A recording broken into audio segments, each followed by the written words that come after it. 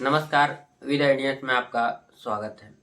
होली और दिवाली लगभग होली और जुमे की नमाज और रमज़ान और ईद, दिवाली, नवरात्रि, ये सारी पर्व और त्यौहार लगभग हज़ारों सालों से मनाते इस देश में चली आ रही हैं।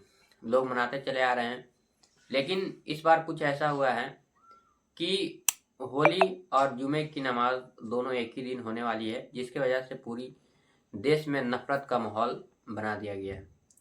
ये इससे नफरत के माहौल बनाने वाले में ज़्यादातर बीजेपी के नेता हैं, ज़्यादातर हिंदूवादी संगठन के नेता हैं, जो इस तरह के बयानबाजी करके इस देश में माहौल को ख़राब करने की कोशिश कर रहे हैं। और माहौल इतना ज़्यादा ख़राब होता दिख रहा है कि जगह जगह प्रशासन मस्जिदों को तिरपाल से ढकने की सलाह दे रहे हैं मस्जिद कमेटियों को, और मस्जिद कमेटी अपने अपने मस्जिदों को तिरपाल से ढक भी रहे हैं। इसमें सबसे बड़ा सवाल ये है कि आखिर इस देश की पुलिस इस तरह सक्षम क्यों नहीं है कि उस मस्जिदों को इन हुड़दंगियों से बचाया जा सकता है।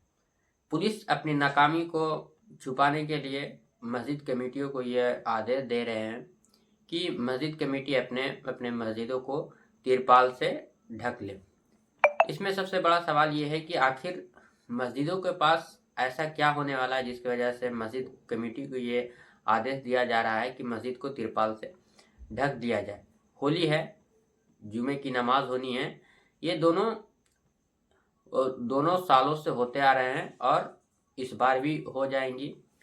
लेकिन ऐसा क्या वजह है कि जो पुलिस है वो मस्जिद कमेटियों को ये आदेश दे रही है कि अपने मस्जिदों को तिरपाल से ढक दीजिए। और आप देखेंगे तो उस संभल की मस्जिदें हों, चाहे अलीगढ़ की मस्जिदें हों, या देश के और भी जगहों की मस्जिदें हों, उन सभी मस्जिदों को तिरपाल से ढक भी दिया गया है।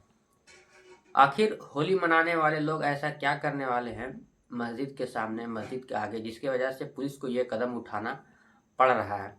और दूसरा सवाल ये भी है कि आखिर पुलिस ये सक्षम क्यों नहीं है कि होली में ऐसा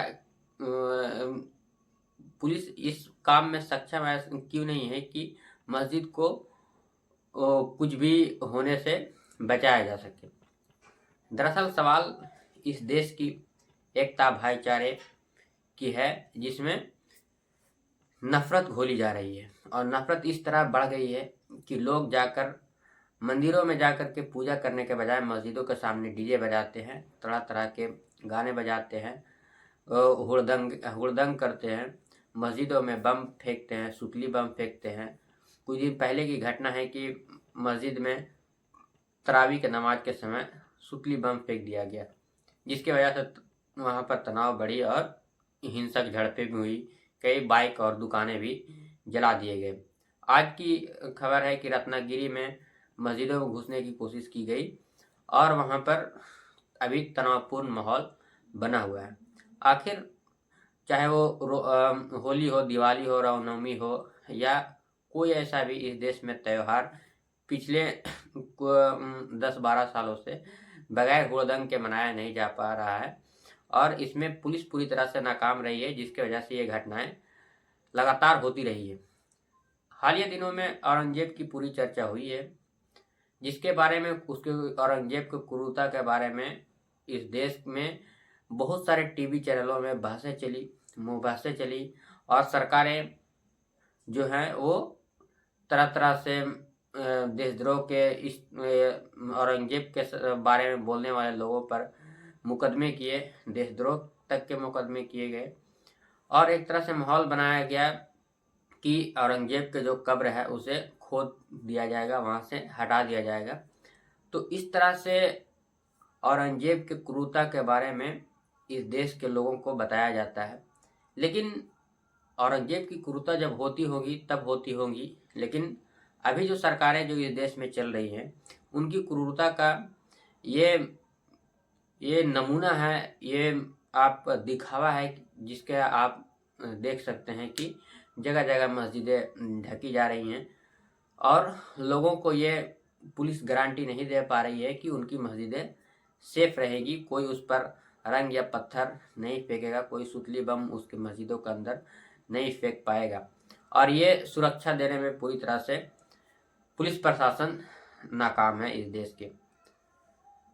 और जिस तरह से बहसें शुरू हुई यूपी के संभल से एक सीओ अनुज चौधरी के बयान से ये बहसें शुरू हुई पूरी देश में कि जुमा साल में 52 बार आती है और होली इस साल में एक बार आती है, जिसके बाद पूरे देश में तरह तरह के बयानवीर नेता बयान देने लगे और समाज में नफरत घोरने लगे। बात यहाँ तक बढ़ गई कि उत्तर प्रदेश के एक विधायिका ने ये भी कह दिया कि मुस्लिमों के लिए एक अलग वार्ड की व्यवस्था की जाए जिसमें मुस्लिमों के लिए अलग इलाज हो।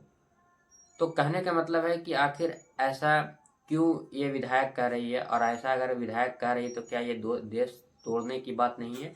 और अगर ऐसा है तो फिर उसके ऊपर देशद्रोह का मुकदमा क्यों नहीं होता? जैसे कोई औरंगजेब पर कोई कुछ बोला, उसका औरंगजेब के इतिहास को बताया तो उसके ऊपर FIR होती है, लोग देशद्रोह उसको कहने लगते हैं।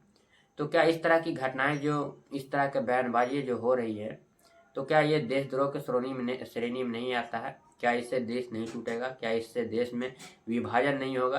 क्या इस देश में क्या इस तरह के बयान से समाज में विभाजन नहीं हो पाएगा? तो इस तरह का लोगों को सरकारी संरक्षण प्राप्त होता है, जिसके वजह से लोग इस तरह के बयान दे पाते हैं, चाहे वो बिहार हो, चाहे उत्तर प्रदेश हो, चाहे देश की कोई भी हिस्सा हो, वहाँ के नेता इस तरह के हिंदू मुस्लिम के ऊपर बयान देते रहे हैं। दूसरा घटना ये है कि विश सिंह नाम का एक व्यक्ति इस देश यूपी के सहारनपुर का रहने वाला है। वो सहारनपुर को जलाने की पूरी तरह से कोशिश में लगा हुआ था। हुआ ये कि गौवंश के कुछ हड्डियाँ थी, उन्हें एकत्र किया और एकत्र करके सहारनपुर नेशनल हाईवे पर लाकर रख दिया और प्रदर्शन करने लगा, जिसके बाद सहारनपुर हाईवे पूरी तरह से ब्लॉक हो गई।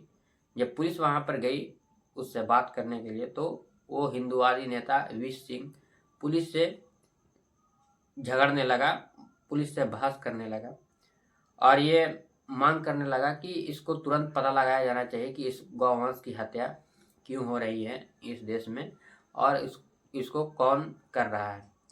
पुलिस ने यह आश्वासन दिया कि मैं 2 घंटे का मुझे समय चाहिए और 2 घंटे में मैं ये पता लगा करके बताऊंगा कि ये गौवंश को किसने वध किया है, किसने इसकी हत्या की है और कहाँ गौवंश की हत्या हो रही है।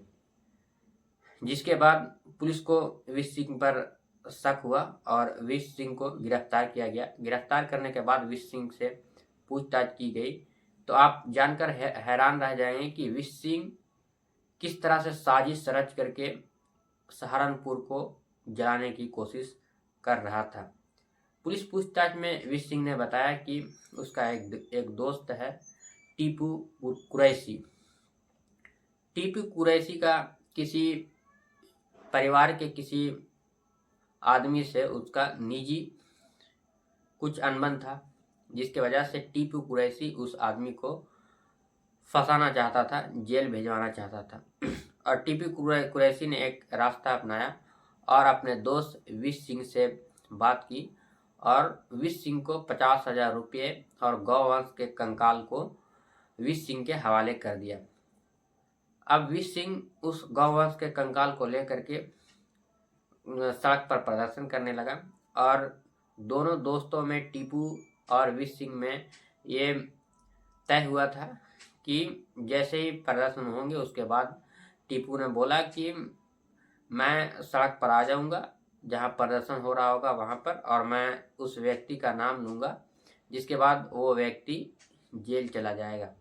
और इसके लिए ये काम को करने के लिए टीपू ने विश सिंह को 50,000 रुपया भी दिया। ये सारे खुलासे विश सिंह ने खुद पुलिस के पूछताछ में बताया है। आप सोच सकते हैं कि किस तरह से 50,000 रुपये के लिए विश सिंह सहारनपुर को जलाने की कोशिश कर रहा था। और ये इस जो जघन्य अपराध है, जो जघन्य अपराध की श्रेणी में आता है। अब देखिए पुलिस उसको गिरफ्तार कर चुकी है, FIR कर चुकी है, आगे की कार्रवाई उस पर हो रही है। लेकिन कहने का मतलब ये है कि किस तरह से मुसलमानों को परेशान करने के लिए कोई भी मुद्दा ढूंढा जाता है और ढूंढ करके लोग प्रदर्शन करते हैं ताकि मुसलमान को एक तरह से कम दिखाया जाए, कमतर दिखाया जाए और उस पर मुसलमान लोगों को किसी तरह से फंसाया जाए।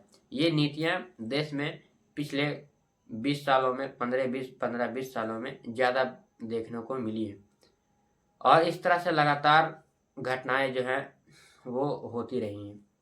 होली है और साथ में रमज़ान भी चल रहा है, लेकिन दोनों त्योहारों को मिलजुल करके मनाना चाहिए जिससे आपसी सौहार्द बना रहे। और ये दोनों त्यौहार हजारों सालों से इस देश में मनते आ रहे हैं।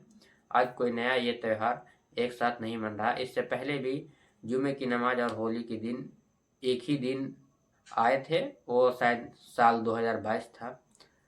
तो कोशिश ये होनी चाहिए और पुलिस प्रशासन को भी कोशिश ये करनी चाहिए कि आपसी सौहार्द बिगड़े बगैर दोनों त्योहारों को शांतिपूर्वक संपन्न कराया